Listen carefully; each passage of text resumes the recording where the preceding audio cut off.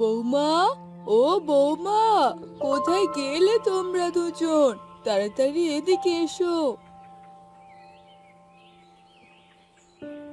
হ্যাঁ মা, বলুন। ডাকছিলেন কেন? কোনো কাজ করতে হবে কি? আজ বাড়ির যত কাজ আছে সেগুলো তুমি করবে, আর বড় বৌমা রান্না করবে।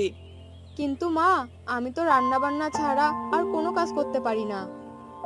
শুধু কি রান্না করার কাজ করলে হবে? বাকি কাজগুলো কে করবে শুনি? ঠিক আছে, যাও যাও, রান্নাই করো গিয়ে। বাকি কাজ বড় বৌমাই করবে এখন। এরপর ছোট বউ সেখান থেকে চলে গেল। কিছুক্ষণ পর বড় বউ এসে তার শাশুড়িকে বলতে লাগলো, হ্যাঁ মা, সব কাজ কি শুধু আমি একাই করব? আপনার ছোট বউ যে শুধু বসে বসে রান্নাই করছে। একটু মানিয়ে নাও বৌমা, এছাড়া যে কোনো উপায় নেই। শুনেছি ছোট বউ রান্না অনেক ভালো পারে। এখন তো দেখছি শুধু রান্না করতে পারে, আর কিছু পারে না। বড় বউ ও তার শাশুড়ি এ কথা বলতে থাকে। তখনই সেখানে একটি লোক আসে। আরে দিদি, কেমন আছো তুমি? আরে দাদা, আমি তো ভালো আছি। এতদিন পর তাহলে দিদির কথা তোর মনে পড়লো? আয়, ভেতরে আয়।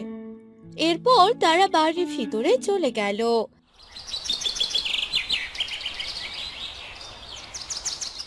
রাতে ছোট বউ সবাইকে খাবার খেতে দিল, আর সবাই খাবার খেতে লাগলো। আরে দিদি, খাবার তো বেশ দারুণ হয়েছে। কে করেছে এই রান্না? কে আবার করবে? ছোট বৌমাই রান্না করেছে। সে তো রান্না করা ছাড়া আর কিছুই পারে না, তাই রান্নাই করেছে। যাই হোক না দিদি, তোমার ছোট বউয়ের রান্নার প্রশংসা করতেই হয়।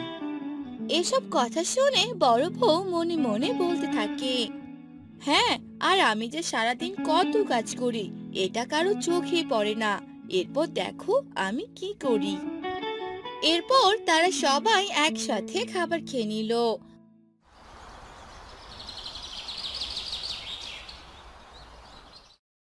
পরদিন সকালে সেই লোকটি চলে গেল,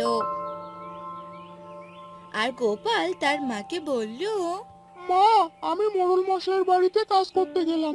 অনেক কাজ করতে হবে আমাকে। ঠিক আছে বাবা, যা তাহলে।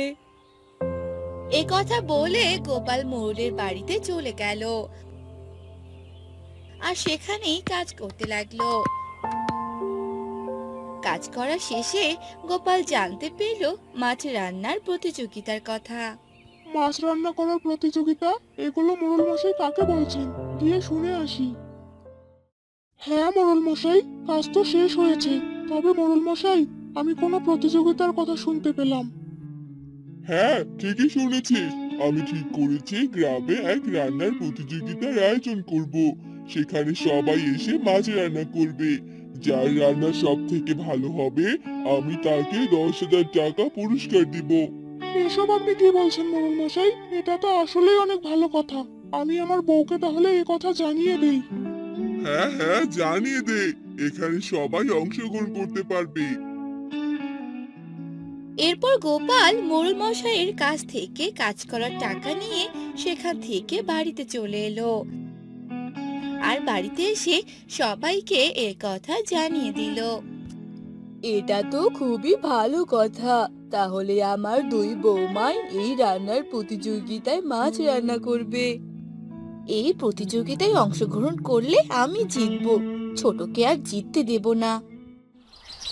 এভাবেই কদিন কেটে গেল।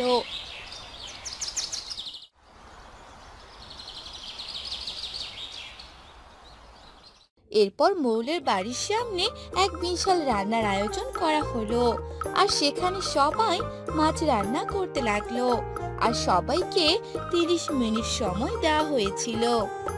হ্যাঁ রে ছোট, তাড়াতাড়ি হাত চালা, আর যে বেশি সময় নেই। হ্যাঁ দিদি, করছি। তুমি একটু আমার রান্নার দিকে খেয়াল রেখো, আমি এখনই আসছি। এ কথা বলে ছোট বউ একটু বাহিরে চলে যায়, আর বড় বউ ছোট বউয়ের রান্না করা তরকারিতে এক ধরনের মশলা ছিটিয়ে দেয়। হাহাহাহা, এবারে রান্না করা খাবার কেউ খেতেই পারবে না। আমি প্রথম হব, আর পাবো 10,000 টাকা। এরপর সবার রান্না শেষ হয়। সবার রান্না করা তরকারি মোড়লের সামনে দেয়া হয়, আর মোড়ল এক এক করে সবার খাবার একটু করে খেয়ে নেয়। তখনই ছোট বউয়ের রান্না করা খাবার খেয়ে বলে ওঠে, এই মাছ রান্নাটা কে করেছে শুনি? জি মোড়ল মশাই, আমি রান্না করেছি। এবার নিশ্চয়ই মোড়ল মশাই ওকে রাগ দেখাবেন, কারণ ওর রান্না তো অনেক বাজে হয়েছে। এই রান্না সব রান্না থেকে অনেক ভালো হয়েছে। এরকম রান্না করা তরকারি আমি কখনো খাইনি। একি, এসব কি হলো? ওর রান্না করা তরকারি এত ভালো হলো কি করে? আমার এই মশলা কি কোনো কাজ করেনি নাকি? আমাদের এই মাছ রান্না করা প্রতিযোগিতায় যে জিতেছে সে পাবে 10,000 টাকা। এ কথা শুনে সবাই অনেক খুশি হয়ে গেল, আর ছোট বউ 10,000 টাকা পেয়ে গেল। এরপর তারা বাড়িতে চলে এলো। এই নিন মা, এই টাকা আপনার কাছেই রাখুন। এটা তো তোমার টাকা বৌমা, আমি নিয়ে কি করব? আমার টাকা মানেই তো আপনাদের টাকা, তাই না? আপনার যখন যা প্রয়োজন হবে এখান থেকে খরচ করবেন। এ কথা শুনে তার শাশুড়ি অনেক খুশি হয়ে গেল। বৌমা, তোমার কথা শুনে আমার অনেক ভালো লাগলো, কিন্তু এই টাকাটা তোমার কাছে রাখো। আমার যদি প্রয়োজন হয় আমি নিব এখন। এরপর সবাই সবার ঘরে চলে গেল, আর বড় বউ একা একা বলতে লাগলো, অনেক কিছুই তো করলাম, কোনোটাই তো কাজে লাগলো না। এরপর থেকে এসব কিছু আর করা যাবে না। সবার সাথে ভালোভাবে মিশতে হবে, এটা তো আমারই পরিবার। বড় বউ তার ভুলগুলো বুঝতে পারলো, অনেক সুখী দিন কাটাতে লাগলো।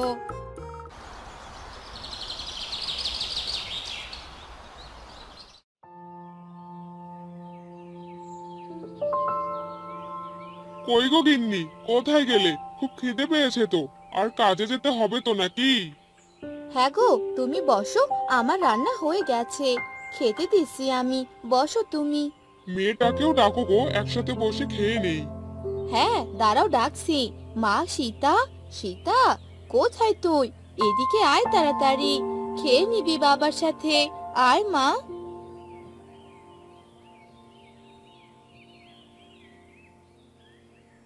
মা, ডাকছিলে আমায়? হ্যাঁ মা, অনেক বেলা হয়েছে তো, খাবি না? বাবার সাথে বস, একসাথে খেয়ে নে। আচ্ছা মা, বসছি। রামুর বউ খাবার নিয়ে এসে রামু আর সীতাকে খেতে দেয়। রামু খাবার খাচ্ছিল, কিন্তু সীতা না খেয়ে খাবারের দিকে তাকিয়েছিল। কিরে মা, খাচ্ছিস না কেন? খেয়ে নে তাড়াতাড়ি, তোর বাবার তো খাওয়া প্রায় হয়ে গেল রে মা। শুধু আলু ভর্তা আর শাক রান্না করেছো মা আজও? একদিন কি একটু মাছ মাংসও খেতে পারবো না? অমন করে না মা, খেয়ে নে মা, আমরা গরিব মানুষ রে মা। তোর বাবা তো অত বেশি টাকা রোজগার করে না, যেটুকু করে কোনো মতে আমাদের দিন চলে যায়।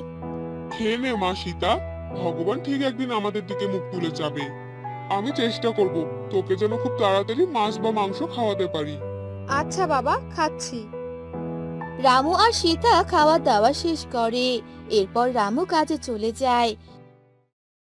সীতা তার মাকে বলে, মা, মা, আমি একটু বিনাদের বাড়িতে গেলাম। কেন রে মা, ওদের বাড়িতে কেন যাবি? দেখা করতে যাব, আর একটু খেলবো ওর সাথে, অনেকদিন যাই না। ওরা তো অনেক বড় লোক, আর বিনার মা একটু কেমন জানি অহংকারী, আমাদের ঠিক পছন্দ করে না। তুই যাবি আবার, তোকে কিছু বলবে না তো? উফ মা, এত চিন্তা করো না, কিছুই বলবে না। আর বিনা তো আমার বান্ধবী হয়। আচ্ছা ঠিক আছে, যা তাহলে। সীতা বিনার বাড়ি যায়। বিনার মা বাড়িতে তালের পিঠা বানাচ্ছিল। তালের পিঠার সুন্দর গন্ধ বের হচ্ছিল।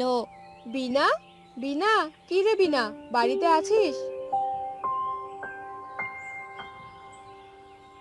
আরে বিনা, তুই এখানে কেমন আছিস বল? অনেকদিন পর দেখা হলো। আয় আয়, ভিতরে আয়। তোর সাথেই দেখা করতে এলাম। আমি ভালো আছি রে, তুই কেমন আছিস? কিসের যেন একটা গন্ধ বেরিয়েছে রে। আমিও ভালো আছি রে, খুব ভালো দিনে এসেছিস রে। মা তালের পিঠা বানাচ্ছে, তারই সুন্দর গন্ধ বেরিয়েছে। আয় ভিতরে আয়, চল তালের পিঠা খাবি চল। মা, ও মা, এদিকে আসো, দেখো কে এসেছে।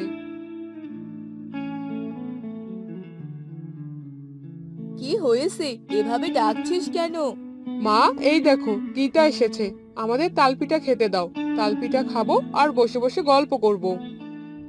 তা সীতা, পিঠার গন্ধ পেয়ে চলে এসেছিস নাকি পিঠা খেতে? হ্যাঁ, মা, তুমি এসব কি বলছো? ও আমার সাথে দেখা করতে এসেছে। সবই বুঝি আমি, বাড়িতে তো ভালো মন্দ খেতে পারে না, তাই এখানে চলে এসেছে। না কাকিমা, তুমি ভুল ভাবছো। আজ আমি আসি রে বিনা। সীতা মন খারাপ করে সেখান থেকে চলে যায়। সীতা চলে যাওয়ার পর বিনা তার মাকে বলে, মা, এটা তুমি একদম ঠিক করনি। সীতাকে তুমি এভাবে অপমান করলে। কালই আমি সীতার বাড়িতে গিয়ে ওর কাছে ক্ষমা চেয়ে আসবো। বাবা, একটা তাল এনে দিবে? তালের পিঠা খাবো। এখন তো তালের সিজন, সবাই তাল পিঠা বানিয়ে খাচ্ছে। বাজারে তো তালের অনেক দাম রে মা। মা সীতা, তোর বাবার কাছে তো অত টাকা নেই রে এখন, পরে খাস তাল পিঠা। না মা, আমি এখনই খাবো। কালই আমার তাল চাই, কালই আমি তাল পিঠা খাবো। আমি কিছু জানি না। ঠিক আছে রে মা, কালই আমি নিয়ে আসবো। কাজ শেষ করে আসার সময় নিয়ে আসবো। এই তো আমার ভালো বাবা।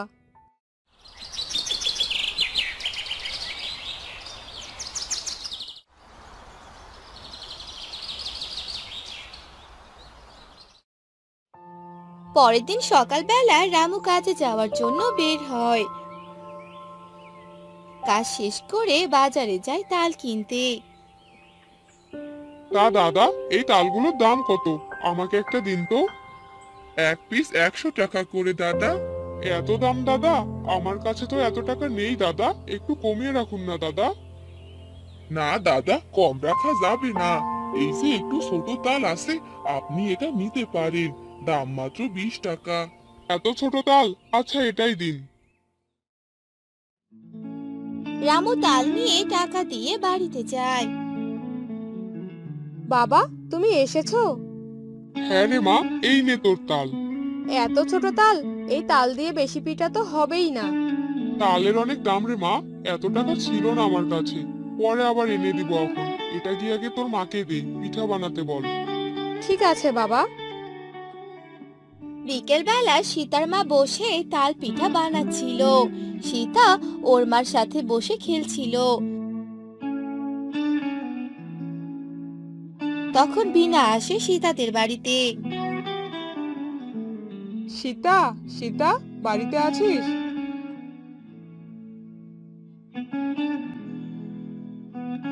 বিনা, তুই? হ্যাঁ রে সীতা, কাল মা তোর সাথে খারাপ ব্যবহার করলো। তুই কিছু মনে করিস না রে। মার হয়ে আমি তোর কাছে ক্ষমা চাইছি। আরে কিসব বলছিস তুই? আমি কিছু মনে করিনি। আয় ভিতরে আয়। সীতা বিনাকে নিয়ে ভেতরে বসায়। তারপর সীতা তার মার কাছ থেকে কিছু তাল পিঠা নিয়ে বিনাকে খেতে দেয়। তাল পিঠা দেখতে তো বেশ ভালোই লাগছে। হ্যাঁ রে, বাবা আমার জন্য একটা তাল নিয়ে এসেছিল। খেয়ে দেখ তো কেমন হয়েছে। বাহ, কি মজা হয়েছে তাল পিঠাগুলো। এত স্বাদ! আমার মাও তো এত ভালো করে তাল পিঠা বানাতে পারেনি। তাই? কই দেখি তো, আমিও একটা খেয়ে দেখি। আসলে তো খুব মজা হয়েছে তাল পিঠা।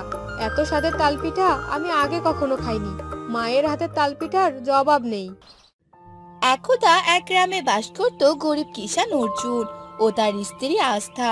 তাদের একটি জেদি ছেলে ছিল অভয়। সে সবসময় জেদ করে তার সমস্ত ইচ্ছা পূরণ করত তার বাবা মায়ের কাছ থেকে।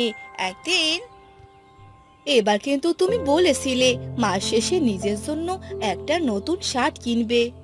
আরে, নিতেই তো চেয়েছিলাম, কিন্তু নিব না। কেন, কি হয়েছে? নিবে না কেন তুমি? ও তো কোনো না কোনো সময় কিছু জিনিস নেওয়ার জেদ করতেই থাকে। এভাবে আমরা ওর সব জেদ পূরণ করতে থাকলে তো আমাদের জন্য দিনের পর দিন বিগড়ে যেতে থাকবে। আরে, ওসব কথা বাদ দাও। ওর জেদগুলো তো ছোটখাটোই, জিন্স প্যান্টের। আমার কাছে তো শার্ট আছেই। আমি না হয় পরের মাসে নতুন শার্ট কিনে নিব।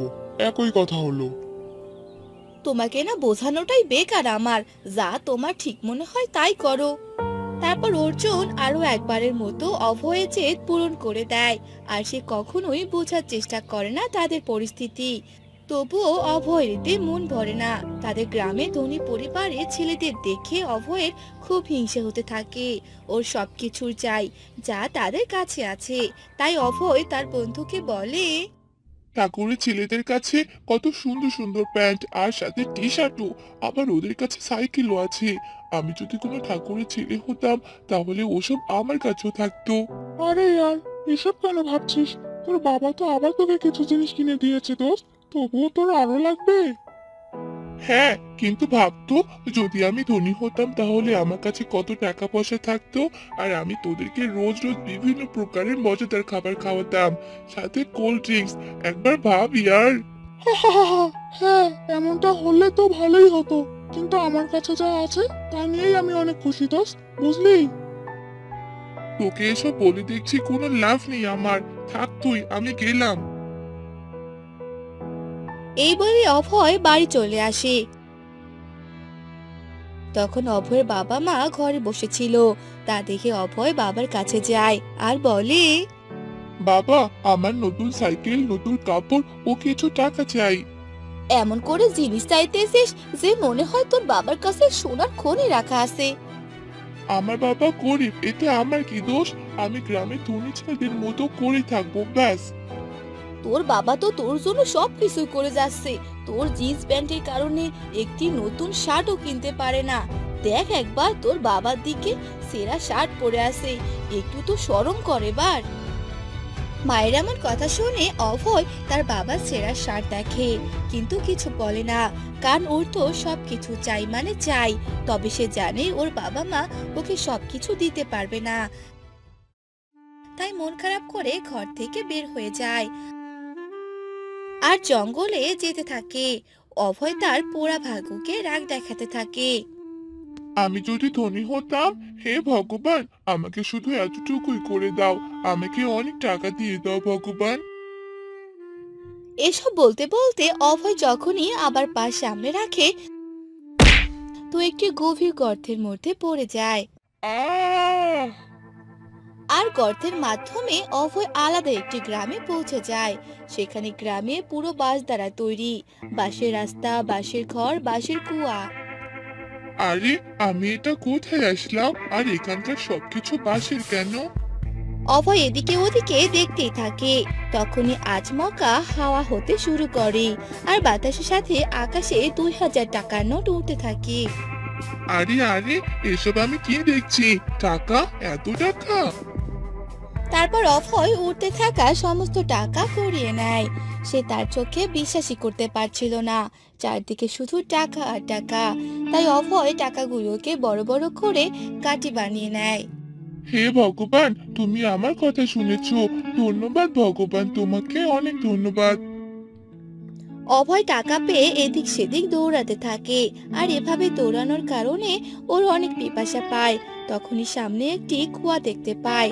ও জল খাওয়ার জন্য কুয়ার কাছে যায়। আর যখনই কুয়া থেকে বালতি উপরে তোলে তো জলের পরিবর্তে বালতি ভর্তি হিরে উঠে আসে। হিরে? সবাই সত্যি কথাই বলে তাহলে। উপর যখন যা দেয় তখন একদম ভরিয়ে দেয়। বাহ বাহ, আমার কি ভাগ্য! প্রথমে টাকা পেলাম, আর এবার হিরে। তাহলে তো আমি এবার সব থেকে ধনী হয়ে যাব গ্রামের মধ্যে। আর আমার সব পছন্দের জিনিসও কিনতে পারবো। এবার আমাকে গ্রামে ফেরার রাস্তা খুঁজতে হবে। ও তো আমি খুঁজে নেবো, হা হা হা হা। তারপর অভয় হিরে বালতি নিয়ে গ্রামে ফেরার রাস্তা খুঁজতে থাকে। এভাবে একবার এদিক তো একবার সেদিকে যেতে থাকে, তবু কোনো রাস্তা খুঁজে পাচ্ছিল না। এভাবে অনেকক্ষণ ঘোরার কারণে অভয় ক্লান্ত হয়ে পড়ে। এই বাসে গ্রাম থেকে বাইর হওয়ার কোনো রাস্তাই তো দেখছি না। এখন আমি কি করব? আর আমার খিদেও পেয়েছে খুব। খুঁজে দেখবো কি, যদি কিছু পেয়ে যাই। এই বলে অভয় আবার সামনে এগোতেই একটি গাছ দেখে, সেখানে সোনালী রঙের ফল ধরে আছে। এই সোনালী ফল পেড়ে খেয়েই আমি আমার পেট ভরাবো। হ্যাঁ, এটাই ভালো হবে। অভয় একটি পাথর হাতে নিয়ে গাছে ঢিল মারে আর একটি সোনালী ফল নিচে মাটিতে পড়ে। আর অভয় এই ফল তুলে খেতে ধরে আর তখনই ওর দাঁত ব্যথা করতে থাকে। আরে এই ফল তো সোনার, এদিকে খিদে আমার পেট চলে যাচ্ছে। এখানে তো খাওয়ার মতো জলও নেই। এখন যদি আমি বাড়িতে থাকতাম তাহলে আমার মা নিজের হাতে খাবার খাইয়ে দিত। এই বলেই অভয় কাঁদতে শুরু করে দেয় আর বলে, হে ভগবান, আমাকে একটু সাহায্য করো প্লিজ। এভাবে অভয়ের কান্না শুনে ওর সামনে দেবী চলে আসে আর বলে, অভয়, তুমি এভাবে কান্না করছো কেন? তুমি তো টাকা ও অনেক সোনা চেয়েছিলে, তাই না? না, আমার কিছু চাই না। আমি আমার বাড়িতে যেতে চাই বাবা মায়ের কাছে। কিন্তু ওরা তো অনেক গরিব, ওরা তোমার সমস্ত ইচ্ছা বা শখ কিভাবে পূরণ করবে, তাই না? তাই বলছি কি, তুমি এখন থেকে এখানেই থাকো। দেখছো না এখানে কত সোনা, কত হিরে আর কত টাকা। না দিদি, আমার এসব কিছু চাই না। আমি সব বুঝতে পেরেছি যে জীবনে বেঁচে থাকার জন্য জল খাওয়া আর বাবা মায়ের খুব প্রয়োজন। তাহলে তুমি তোমার বাড়িতে গিয়ে বাবা মার কাছে আর জেদ করবে না তো কোনো জিনিসের জন্য?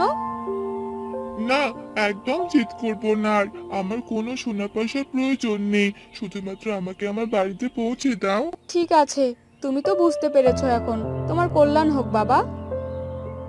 এই বলে দেবী জাদু করে আর অভয় আবার আগের জায়গায় পৌঁছে যায়। আর অভয় ভয়ে দৌড়ে দৌড়ে ওর বাড়িতে চলে যায় আর কাঁদতে কাঁদতে ওর বাবা মাকে বলে, মা, বাবা, আমার কোনো কিছু চাই না। আমার শুধু তোমাদের দুজনকে চাই, ব্যাস। তারপর অভয় তার সাথে সমস্ত ঘটনা ওর বাবা মাকে খুলে বলে। সব শুনে অভয়ের মা আস্থা হাত জোড় করে দেবীর উদ্দেশ্যে বলে, হে দেবী মা, আপনাকে লাখ লাখ ধন্যবাদ। আপনি আমার ছেলেকে সৎ বুদ্ধি দিয়েছেন। ধন্যবাদ দেবী মা। এরপর আস্থা ও অর্জুন দুজনেই দেবী মাকে ধন্যবাদ দেয়। আর সেদিনের পর থেকে অভয় কখনো কোনো জিনিসের জন্য জেদ করে না। সামর্থ্য অনুযায়ী যা পেত তাই নিয়ে হাসি খুশিতে দিন কাটাতো। এরপর থেকে গ্রামের প্রতিটা মানুষ আরো সচেতন হয়ে ওঠে। কেউ আর রাতের বেলা সে বাঁশবাগানের কাছে যায় না। শিমুলতলি গ্রামে গৌরব নামে এক মাঝি বাস করত। সে প্রতিদিন তার কাজ শেষ করে রাতের বেলায় বাড়িতে আসতো। সেরকমই একদিন গৌরব কাজ শেষ করে নৌকা পাড়ে রেখে বাড়ির দিকে আসতে লাগলো। আরে, কি ব্যাপার কাকু? তুমি এত রাতে বাহিরে কোথায় যাচ্ছ শুনি? আরে গৌরব, কোথাও যাচ্ছি না, বরং মেয়ের বাড়ি থেকে এলাম। তাই বলে এই রাতের বেলা? চলো, আমি তোমায় বাড়িতে গিয়ে রেখে আসি। ঠিক আছে, চলো। এরপর গৌরব সেই লোকটিকে বাড়িতে গিয়ে রেখে আসে। এরপর গৌরবও বাড়িতে চলে যায়। গিন্নি, ও গিন্নি। এই তোমার আসার সময় হলো, যাও হাত মুখ ধুয়ে আসো, আমি তোমায় খাবার দিচ্ছি। এরপর গৌরব হাত মুখ ধুয়ে আসে আর গৌরবের বউ তাকে খেতে দেয়। আর গৌরব খাবার খেতে থাকে। হ্যাঁ গো, আজ কত টাকা পেলে? আমাদের নতুন বাড়ি হবে তো? সংসার চালাতেই তো হিমশিম খাচ্ছি, নতুন বাড়ি কি করে হবে? মনে হয় সারা জীবনেই ভাঙা বাড়িতেই থাকতে হবে। না গো, এই ভাঙা বাড়িতে আমি আর থাকবো না। তুমি যেভাবেই পারো আমায় একটা নতুন বাড়ি বানিয়ে দাও। ঠিক আছে, আমি দেখি কি করা যায়। এরপর তারা খাবার খেয়ে ঘুমিয়ে পড়ল।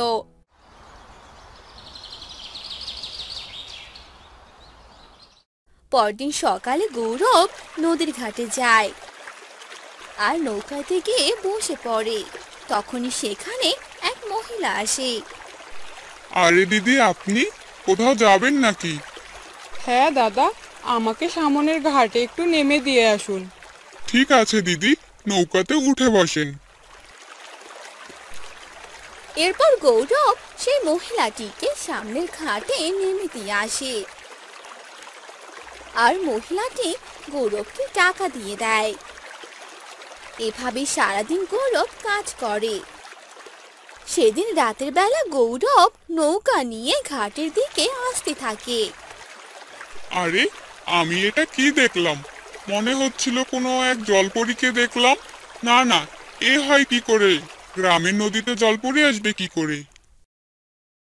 এরপর গৌরব ঘাটে নৌকা রেখে বাড়িতে চলে আসে। হ্যাঁ গো, জানো আজ কি হয়েছে? আজ আমি একটা জলপরীকে দেখেছি। কি সব বলছো তুমি? এই নদীতে জলপরি আসবে কোথা থেকে? এই রাতের বেলা কি দেখেছো না দেখেছো? কেন জানি বারবার মনে হচ্ছিল ওটা জলপরী ছিল। হয়েছে, এখন ঘুমিয়ে পড়ো। ঠিক আছে। এরপর তারা ঘুমিয়ে পড়ে। আর এভাবেই অনেকদিন যেতে থাকে।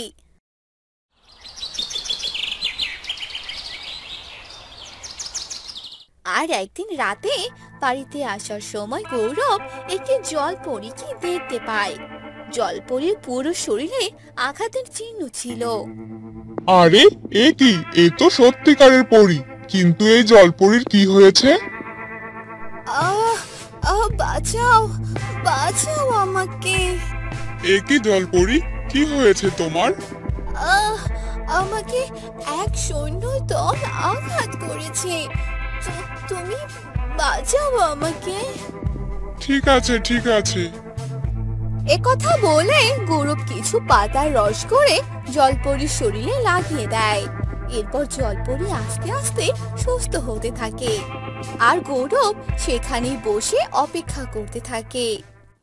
আচ্ছা মানব, তোমার বাড়ি কোথায়? আর তুমি বাড়িতে যাচ্ছ না কেন? আমার বাড়ি তো এই পাশেই, তবে তুমি সুস্থ না হওয়া পর্যন্ত আমি এখানেই থাকবো। এখানকার মানুষজন বেশি ভালো না, তোমায় দেখলে আবার কেউ ক্ষতি করতে চাইবে। তুমি সত্যি অনেক ভালো। কিন্তু তুমি এই নদীতে আসলে কিভাবে? আমার জানা মতে গ্রামের নদীগুলোতে তো জলপরী থাকে না, তারা তো সমুদ্রে থাকে। হ্যাঁ, আমিও সমুদ্রে ছিলাম। সমুদ্রে একটি বড় মাছ এসেছিল যে সবাইকে খেয়ে ফেলেছিল। আমার মা বাবাও এখন আর নেই। আর আমাকে আমার এক বন্ধু এখানে নিয়ে এসেছে। বন্ধু? সে আবার কে? আমি সমুদ্রের কিনারায় এসে পড়েছিলাম। আমার শরীরে অনেক ক্ষত। তখনই একটি লোক এসে আমার জীবন বাঁচিয়েছে। আর আমি তাকে সব কথা খুলে বলি, যার কারণে সে আমায় এই গ্রামের পুকুরে নিয়ে আসে। ওহ, তাই তো বলি, গ্রামের পুকুরে জলপরী এলো কি করে? এরপর জলপরি সুস্থ হয়ে যায়। তারপর গৌরব জলপরীকে রেখে বাড়িতে চলে আসে। আর এভাবেই অনেকদিন কেটে যায়। একদিন সকালে তারা ঘুম থেকে উঠে দেখে। এ কি? আমি কোথায় চলে এসেছি? হ্যাঁ গো, তাড়াতাড়ি উঠে পড়ো, দেখো আমরা কার বাড়িতে এসেছি। কি হলো? এই সকালবেলা চেঁচাচ্ছ কেন? আরে গিন্নি, আমরা কার বাড়িতে এসেছি গো? কাল রাতে তো নিজের বাড়িতেই শুয়েছিলাম। চলো বাহিরে গিয়ে দেখি। এরপর তারা বাহিরে বের হয় আর গিয়ে দেখে তাদের বাড়িটি এক নতুন বাড়িতে পরিণত হয়েছে। হ্যাঁ গো, এ তো দেখছি স্বপ্নের মতো হয়ে গেল। আমার মনে হয় এ কাজ ওই পরী করেছে। জলপরি? কোথায় আবার জলপরি? গ্রামের নদীতে জলপরী। সেদিন জলপরীর সাথে আমার দেখা হয়েছিল। আমি যে জলপরীর জীবন বাঁচিয়েছিলাম, আর সেজন্যই জলপরী আমাদের বাড়ি উপহার দিয়েছে। তাহলে তুমি বরং জলপরির সাথে একবার দেখা করে আসো। একথা শুনে গৌরব নদীর কিনারায় গেল আর জলপরীকে ডাকতে লাগলো। জলপরী, ও জলপরী, কোথায় তুমি? কি হলো, তুমি আমায় ডাকছো কেন? আচ্ছা, তুমি কি আমাদের একটা নতুন বাড়ি দিয়েছো? হ্যাঁ, আমি তো দিয়েছি। এই যে সত্যি আজব ব্যাপার, আমি যে বিশ্বাস করতেই পারছি না। এরপর জলপরি পানিতে ডুব দিল আর কয়েকটি মাছ এনে গৌরবকে দিয়ে দিল। এবার বাড়িতে গিয়ে এই মাছগুলো দিয়ে পেট ভরে খাবার খাও। আর আজ থেকে তুমি আমার বন্ধু। তুমি আমার কাছে যখনই যা চাইবে তাই পাবে। একথা শুনে গৌরব ভীষণ খুশি হয়ে গেল আর বাড়িতে গিয়ে তার বউকে সবটা খুলে বলে। এবার বুঝি আস্তে আস্তে আমার সব ইচ্ছাই পূরণ হবে। হ্যাঁ গো, দেখলে তো ভালো কাজের ফল সবসময় ভালোই হয়। দাও, আমি বরং এই মাছগুলো রান্না করি। একথা বলে গৌরবের বউ মাছ কাটতে থাকে। তখনই সে দেখতে পায় মাছের ভিতরে অনেক হিরে। হ্যাঁ গো, কোথায় গেলে? তাড়াতাড়ি এদিকে আসো, দেখে যাও আমি যে হিরে পেয়েছি। আরে তাই তো, হ্যাঁ গো, আমাদের যে ভাগ্য খুলে গেল। এবার থেকে আমরা সুখেই দিন কাটাবো, হি হি হি হি। এরপর থেকে তারা অনেক সুখে দিন কাটাতে লাগলো।